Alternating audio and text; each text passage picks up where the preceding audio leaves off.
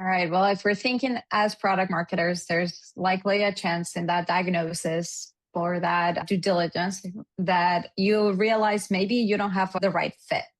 And so I'm curious, David, how you would advise if I'm doing due diligence, if I'm a leader and I'm overseeing the transaction, and then I realize, hey, there's a cultural mismatch, and I actually have to go hire for new talent that's going to help me take this organization where, as a PE firm, we needed to go.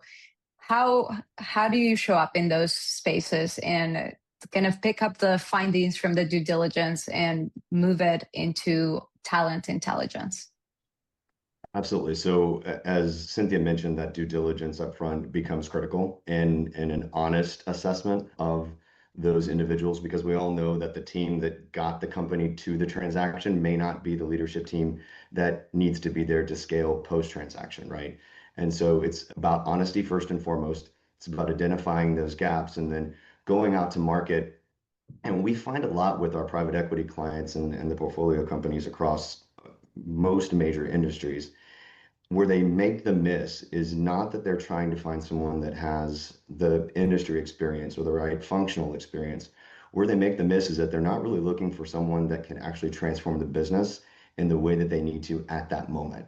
So it's not about the competency of industry or skill set. It's really about the stage that the person needs to be successful in and the trajectory and managing the proper cultural transformation that an organization goes through when they go through that sort of transaction. So many times we see failed leaders come into organizations that are exiting because they had a wealth of industry knowledge. They knew the space very well, but they'd never been in a very agile, very vague environment where communication, as Cynthia mentioned earlier, and being able to tell that story becomes even more important, where they can't just look to a wall of some core values and speak to those core values. They have to live them and breathe them every single day.